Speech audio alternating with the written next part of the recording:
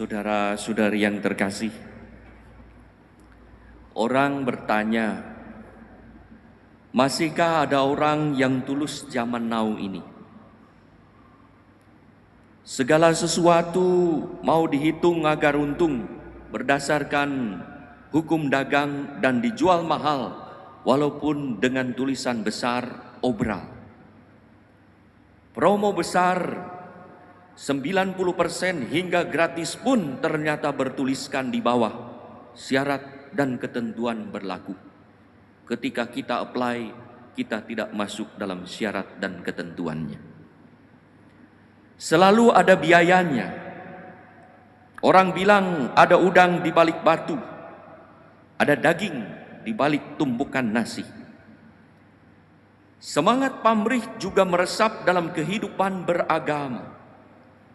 Apa imbalan saya kalau saya berdoa dan melayani? Sukacita kelahiran Yesus Sang Penebus terjadi saat ada orang-orang seperti Yosef dan Maria yang hidup tanpa pamrih, tulus tanpa akal bulus, dan lapang dada tanpa tedeng aling-aling, hingga mau dan mampu setia pada kehendak Allah. Saudara-saudari, kemarin saya mendapat video yang bertuliskan tentang para prajurit TNI, tenaga medis yang akan ditugaskan ke rumah sakit khusus penanganan COVID-19. Dan dikatakan di situ bahwa mereka akan tinggal beberapa saat meninggalkan rumah, tidak pulang. Pasti prajurit ini ketika mendengar kabar tentang itu gundah, ada yang gundah. Mungkin kabar duka cita. Harus meninggalkan keluarga, seperti maju ke medan perang antara hidup dan mati. Apakah nanti akan tetap hidup ataukah bagaimana? Dengan haru mereka akhirnya bergandingan, berkumpul, bernyanyi, hidup adalah kesempatan. Jikalau tak kuat lagi, hidup sudah menjadi berkat. Mereka tidak bertanya soal mau atau tidak mau, tetapi panggilan dan kesetiaan yang mereka telah komitkan sejak awal untuk setia kepada atasan apa yang mereka tugaskan. Saudara-saudari yang terkasih, hari ini disebut Hari Raya Kabar Sukacita. Saat Maria menerima kabar malaikat, Maria tidak menjawab mau atau tidak mau, tetapi apa yang Tuhan kehendaki.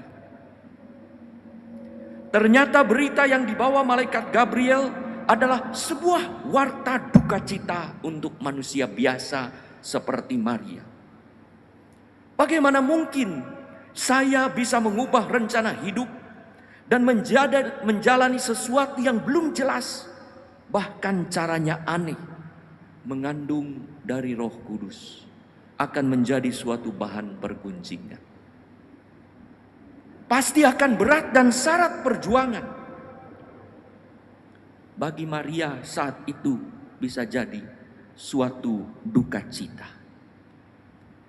Dalam iman, berita duka cita menjadi kesempatan rahmat untuk terlibat dalam karya penyelamatan Allah. Berita malaikat Gabriel menjadi kabar sukacita bagi dunia. Karena Maria menjawab, sesungguhnya aku ini hamba Tuhan, jadilah padaku menurut perkataanmu itu. Jawaban itu mengungkapkan iman Maria dan bagaimana hatinya selalu tertuju kepada Allah. Apa yang berat menjadi ringan dalam iman dan kepercayaan pada Tuhan. Apa yang sulit menjadi gampang dalam penyerahan kepada Tuhan. Apa yang menyusahkan menjadi menggembirakan dalam kepasrahan dan kepercayaan akan kuasa Allah. kabar duka cita menjadi kabar sukacita, karena sukacita dunia, Yesus akan lahir. Saudara-saudari yang terkasih, tokoh kunci lain yang memungkinkan proses kelahiran adalah Yosef. Ia adalah pribadi yang tulus. Orang yang tulus mengalami hidup sebagai berkah dan amanah. Kalau Allah menghendaki sesuatu, hidupnya akan dipersembahkan pada Allah. Sekalipun sulit, tidak sesuai dengan harapan, keinginan, mimpi, dan rencana. Dalam pergulatan batin karena mengetahui Maria mengandung yang secara manusiawi berarti sebuah penyelewengan, Yosef tidak terpenjara dengan dirinya, tidak tenggelam dalam kepanikan dan kekhawatiran serta kejengkelannya, tetapi terbuka kepada rencana Allah dan suara ilahi. Ia tetap tidur nyenyak, bahkan hingga bermimpi. Sesuai dengan kehendak ilahi, Yosef mengambil Maria sebagai istri yang ternyata mengandung dari Roh Kudus. Yang tulus akhirnya diganjar dengan anugerah luar biasa. Yosef diperkenankan menjadi ayah bagi Yesus. Orang tulus selalu berkata, "Ini aku Tuhan, utuslah aku. Aku milikmu, pakailah sesuai kehendak-Mu." Saudara-saudari yang terkasih, ketulusan menjadi barang langka. Tidak gampang orang mencari pribadi tulus zaman sekarang. Situasi saat ini memanggil orang untuk bersikap tulus. Bermunculanlah orang-orang yang tulus, berjuang, membantu, melayani mereka yang membutuhkan, terutama yang sakit, orang dalam pengawasan, pasien dalam pengawasan, atau mereka yang terinfeksi, dengan resiko bahwa dirinya juga terinfeksi. Kalau Allah menghendaki sesuatu pada orang tulus, maka hidupnya akan diarahkan sesuai dengan kehendak Allah.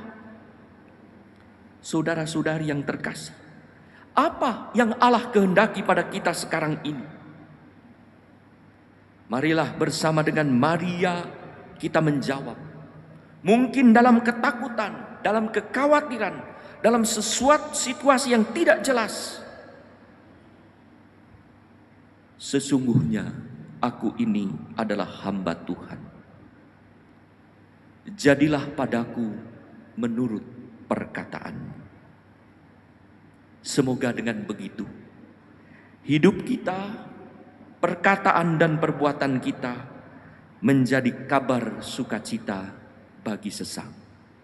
Mari kita menjadi sumber dan kabar sukacita bagi sesama.